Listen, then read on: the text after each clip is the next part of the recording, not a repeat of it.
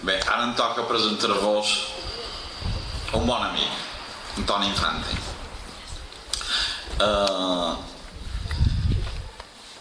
Li vaig demanar el currículum perquè algú m'ha dit que és Antoni Infante i tal. Vos he dit que jo mateix ens coneixem fa 3 anys.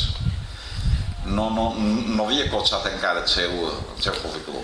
És un lluitador dels nostres pobles, del nostre poble, de la nostra nació, de fa molt d'anys que ho ha passat, el que ha viscut ell. N'hi ha qualcun aquí que també ho ha viscut.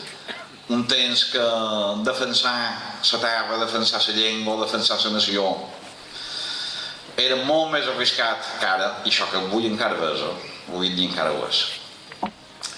I que d'aquest moment compartim un camí. Ell d'aquest moment és el coordinador de la plataforma per dret a decidir del País Valencià, que conjuntament amb l'Assemblea Sobiranista de Mallorca i l'Assemblea Nacional Catalana, l'ANC, formam la Confederació d'Entitats Sobiranistes del Països Catalans. 3 entitats germanes que feien feina en conjunt, que enguany ja tenim una primera commemoració que nosaltres, la nostra candidatura ja la respectarà i ja aquest dia interrompirem el que és la campanya electoral, que és la Diada de Sant Joan, la Diada dels Països Catalans, i farem la revetlla de Sant Joan precisament a una plaja, com se solia fer antigament, perquè realment Sant Joan és el patró dels Països Catalans. Això ho tenim claríssim, i se farà. Heu vist un cartell que s'ha anat penjant, l'han fet precisament des de València, els dissenyadors han estat des de València, i anem donant passes, cada vegada compartim més, cada vegada anem fent més coses en comú, intercanviant experiències. He de dir que tant nosaltres com ells aprenem una mica més des del Principat, perquè clar, dic que jo a vegades hi ha coses que mos xoquen, perquè ni ell ni jo se mos ocorrirà mai demanar un pacte per finançament, com algú demana. Per què? Perquè parlant amb els catalans, amb els principatins, en l'ANC ja sabem el pa casidora d'això. Dic aquí ni una llesca ni res, ni teada de síndria ni llesca ni res, i això ho tenim ben clar. Fem feina colze a colze, continuarem així, i Toni, unes paraules perquè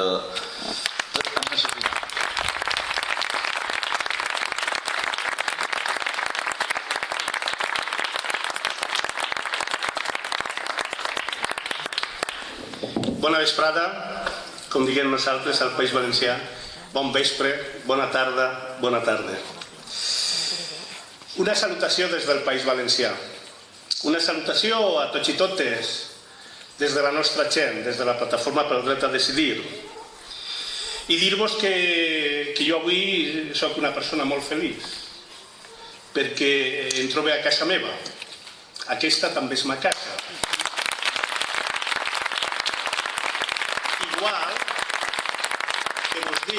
I vos dic de tot cor que la meva casa petita, el País Valencià, és casa vostra, que podeu venir quan vingueu i que tots junts i totes junts farem una casa que serà la casa de la llibertat.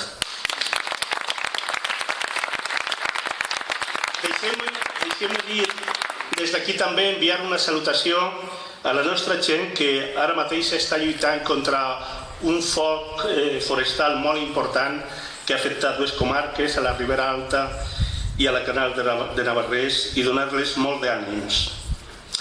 Nosaltres, al País Valencià, igual que vosaltres, a les Illes, portem més de 300 anys patint una dominació. Estem sotmesos. Ens han humiliat infinitat de vegades i continuen fer-ho. Ens espolien bona part de la riquesa que nosaltres creem. es neguen en la nostra essència més íntima. Com vosaltres, en altre accent, però des del País Valencià parlem la mateixa llengua, tenim la mateixa cultura, la cultura que nosaltres diguem valenciana, que és la nostra forma de dir-li a la cultura catalana, igual que vosaltres, des d'aquí, des de les Illes. Nosaltres hem patit molt, és veritat, però malgrat això són un poble viu, alegre, divertit, combatiu i resistent. I tenim molta dignitat per això. Un poble que malgrat tot, malgrat aquests 300 anys de dominació que vos explicava i que coneixeu millor que jo, encara és capaç d'integrar de manera normal a gent nouvinguda, com jo, que soc oriundo d'Andalusia, de la qual va tenir que fugir la meva família de la repressió i de la fam. Un poble que és capaç d'integrar a tanta i tanta gent des de la normalitat és un poble que no pot morir, és un poble que està viu. El País Valencià, però, ara mateixa maldent, igual que vosaltres, perquè no tenim dret a decidir. No tenim dret a decidir sobre aquelles coses fonamentals que són la producció i la reproducció de la vida. Allò que produïm per a viure, per a reproduir-nos. I no tenim capacitat per a poder decidir sobre això. Però nosaltres som un poble adult, molt adult. Ja ho érem, quan alguns, en altres pobles del costat, eren poc més que unes mesnades que anaven assaltant els territoris de l'Àndalus per a furtar-li la terra. I nosaltres ja eren estats, i ja eren lliures, i ja tenien una història. Ja hi són. Tenim molta història al darrere de nosaltres. Però nosaltres ni volem ni podem continuar sent dependents d'un poder que no és nostre, que no respon a les nostres necessitats, que a més ens odia, però que es manté per l'espoliació econòmica i continua a fer-lo això. Nosaltres, des del País Valencià, no podem plantejar-nos ja de cap manera la reforma de l'estat espanyol, perquè l'estat espanyol és irreformable en la seva essència. No és possible. I vos diré 2 o 3 coses de per què. La primera d'elles és que el naixement de l'independentisme modern a casa nostra, als països catalans, la casa de tots i totes, allà per els finals de la dècada dels 60 del segle passat, es va fer sobre aquesta tesis, perquè estava demostrat empíricament.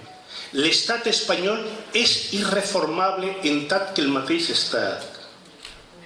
Perquè, com ha demostrat l'actual conseller d'Economia de la Generalitat Valenciana quan era catedràtic d'Economia a la Universitat de València, les estructures econòmiques i també les polítiques i les jurídiques de tot l'estat espanyol estan fetes i construïdes al servei única i exclusivament de 400 famílies en tot l'estat espanyol. 400 famílies que són les propietàries d'aquella terra que varen furtar a l'Àndalus, que varen convertir en immensos latifundis a Extremadura, a allò que diuen Castilla la Nova, a Andalusia. És les mateixes 400 famílies que es varen apoderar dels virreinats a l'Amèrica conquerida, allà per al principi de la modernitat. Les mateixes 400 famílies que varen ser les propietàries de les encomiendes esclavistes, un esclavisme que varen utilitzar per a furtar la riquesa de les venes d'Amèrica, de l'Amèrica Latina. unes riqueses que varen malbaratar una i una altra vegada en guerres religioses a tota Europa i a favor de les cases reals, i no parar ni tan sol, malgrat que el seu origen era el que era i estava tacada de sang, ni tan sol per abastir una base econòmica pròpia.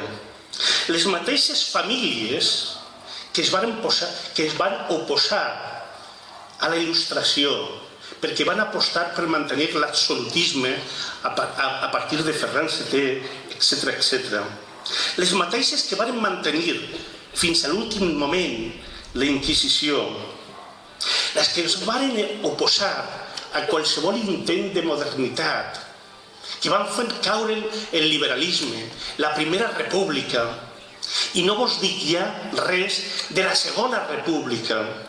Les mateixes 400 famílies que varen organitzar el cop d'estat del 36, que el varen financiar, que el van dirigir contra la idea de modernitat, la idea de reforma de l'estat espanyol.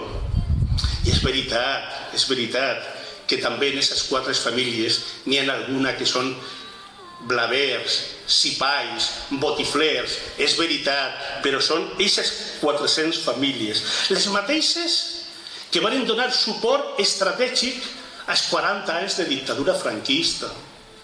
Les mateixes que van dirigir la reforma postfranquista perquè canviara alguna cosa, perquè no canviara res. En aquells 39 anys va per a 40 també de postfranquismes.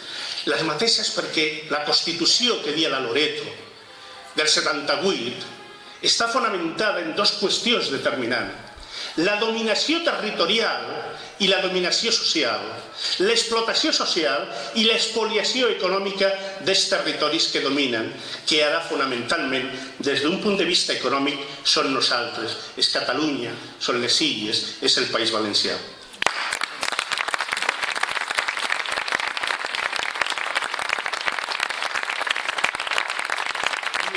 Mireu, però,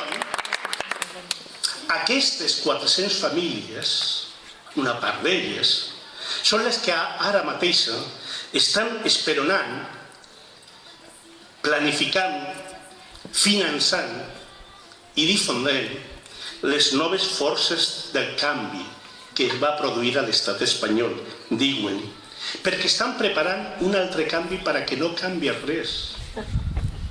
Perquè han posat línies vermelles que les faran desaparèixer cada vegada que les faci falta i tornaran a pintar-les cada vegada que n'hi hagi un nou procés electoral.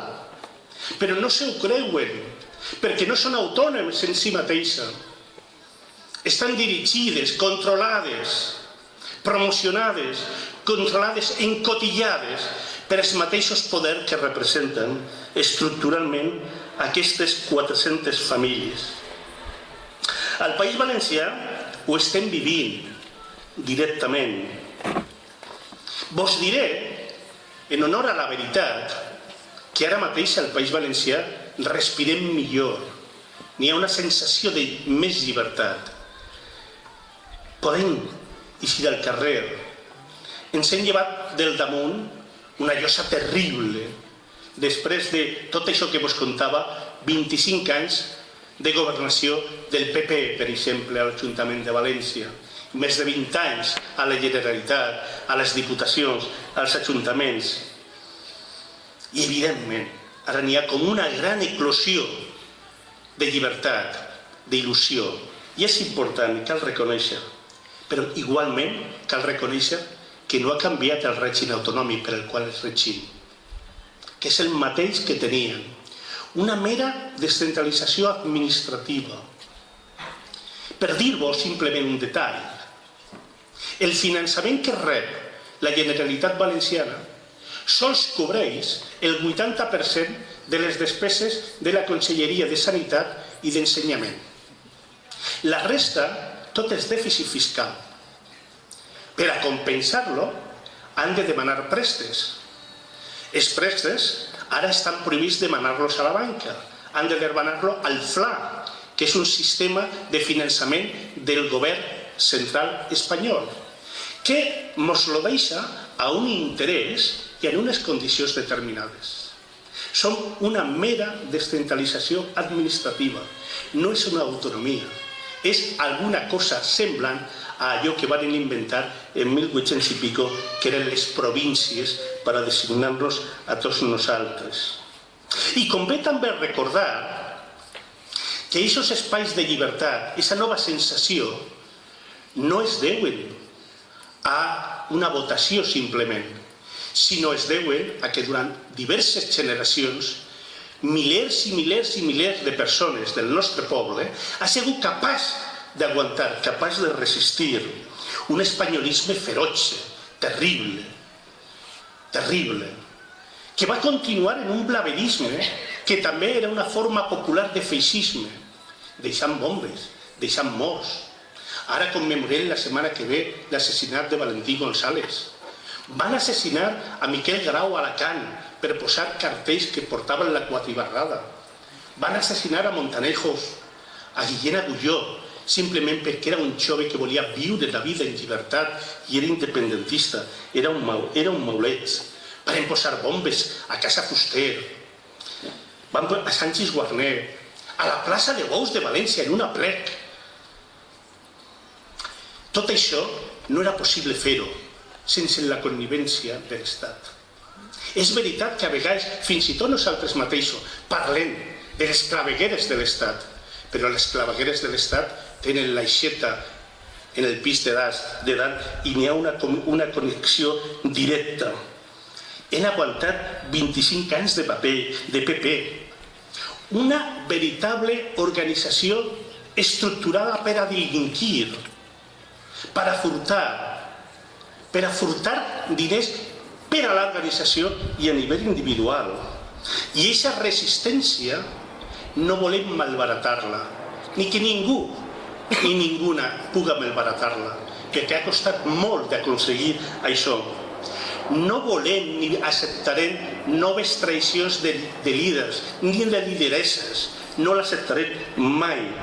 Ni acceptarem il·lusions, falses il·lusions de falsos canvis perquè no canvie res. L'única possibilitat real de canvi a casa nostra passa pel dret a decidir, pel dret a decidir nosaltres mateixes, per nosaltres, sense la tutela ni la dominació ni l'espoliació de l'estat espanyol. Passa per la sobirania de Catalunya, per la sobirania del País Valencià i per la sobirania per a les Illes, per vosaltres i importantment.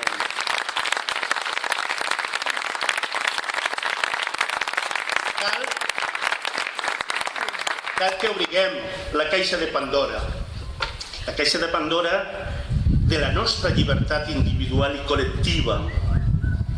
Quan s'ha obert la possibilitat a Catalunya, encara no han assolit la plena independència, però l'assoliran, esteu convençuts i convençudes.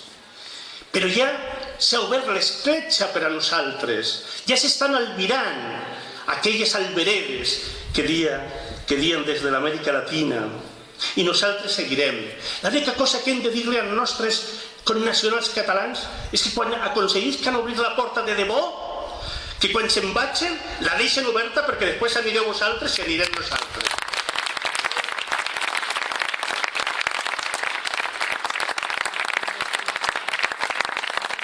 Des del País Valencià, i estic absolutament convençut que des de les Illes necessitem i reclamem un dret a decidir, però que no estiga buit, de contingut.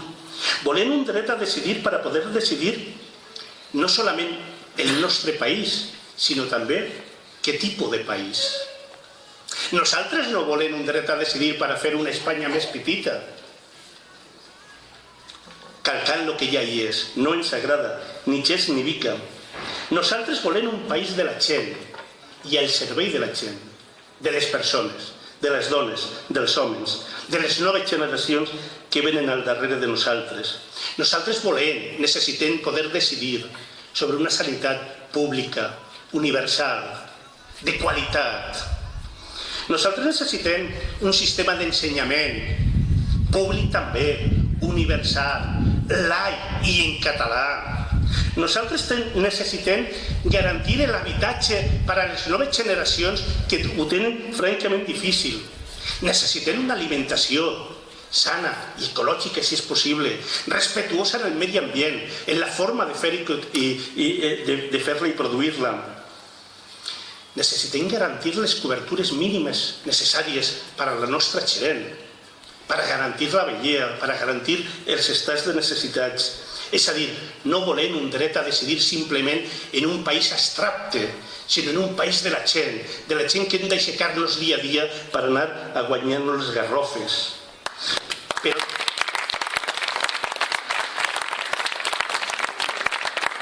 I ara tenim gent per ahir molt brillant, grans professionals de la cosa pública, de la política, que van vantant-se del dret a decidir i després ho guarden en el calaix cada vegada que passen les eleccions. Van manipular-nos perquè es plantegen que l'objectiu del nostre apoderament és tornar a negociar un encaix a l'estat espanyol. A l'estat espanyol mai hem pogut negociar res. Ha sigut imposat tot i nosaltres hem hagut d'assumir-ho dissortadament.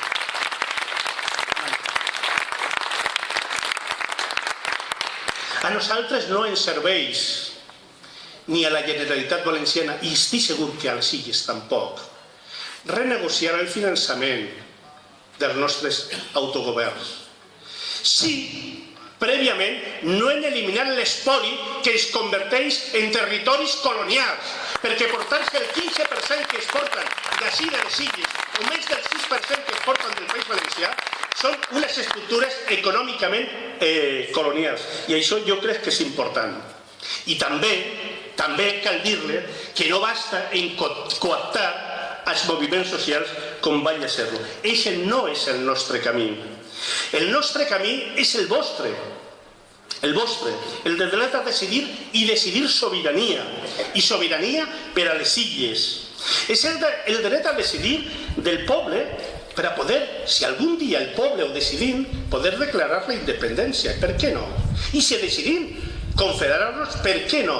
I si decidim qualsevol cosa, és tornar la veu al poble. És el camí que esteu marcant vosaltres. Jo no sabia què excusa posar al País Valencià per a venir a aprendre del que esteu fent la vostra candidatura, perquè nosaltres tindrem que fer-la més d'hora que tard, perquè la necessitarem, perquè allò que tenien encara no és suficient, és molt millor que el que tenien, però no és suficient per a recuperar la dignitat i l'autonomia, la independència econòmica i social del nostre poble. Per això, el nostre camí és un camí al servei de guanyar la felicitat de la nostra gent. Però per a guanyar la felicitat necessitem primer guanyar les condicions materials per a poder construir-la. Per això, amics i amigues de Mallorca, perquè tenim dret a decidir, podem decidir sobirania. Perquè podem tenir dret a decidir, decidim també per al País Valencià un futur de germanor amb vosaltres.